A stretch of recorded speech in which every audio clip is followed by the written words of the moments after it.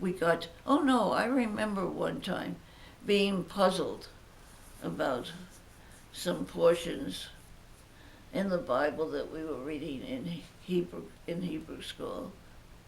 And he said, "Can you come up to my house?" And I said, "Yeah."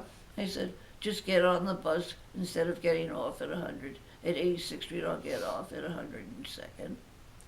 And he talked and had a session. We had a session over when we had, the obvious. He said, "Will you drink tea or milk or so forth?" Mm-hmm. And we had a chat about it.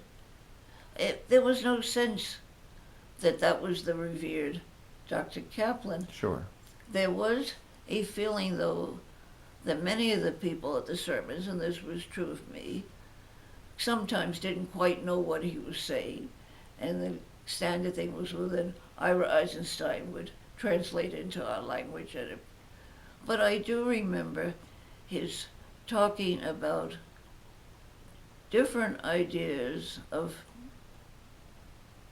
how did Judaism start and how did it change. And then one morning he says, "We're not going to have a sermon this morning. We will have a question period of this whole last 6 sermons I've been giving."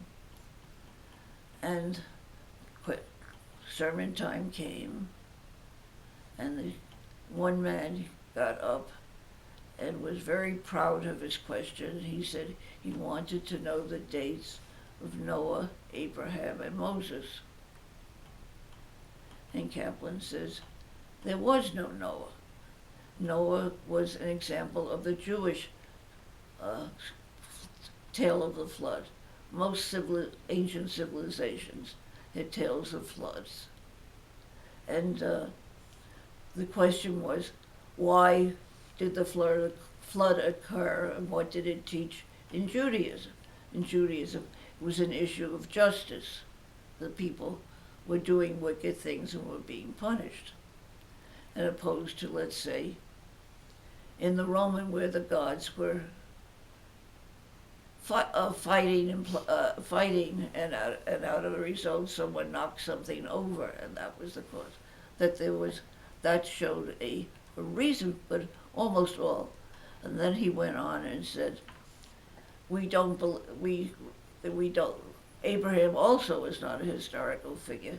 It was the name given to the migration that came from Babylonia and settled in the territory that was called Canaan, which is part of what we call Israel today. And then Moses, we think, is a historical figure, but at this point we have not been able to find specific records to back that up. Sitting 2 rows in front of me was a youngster of 15, and I remember him well because he was related to the Kaplan family and had real curly, bright red hair. And he was waving his hand in great, great distress. And he looked up and said, "Yes, Johnny." And Johnny says, "If there wasn't any Noah, then what happened to the flood?" And Dr. Kaplan bent down and said, "Some things are very real, even if we can't see them or hold them." And I remember 2 of the examples he gave was your mother's love. And you know your mother and father love you, but you can't measure them. You can't tell me what they look like on a piece of paper. You can tell me how they feel. Electricity, we can't see it. We can see its effects. And so some ideas or some of these stories have an effect that can be good or bad, but it's not something that we can measure. Mm-hmm.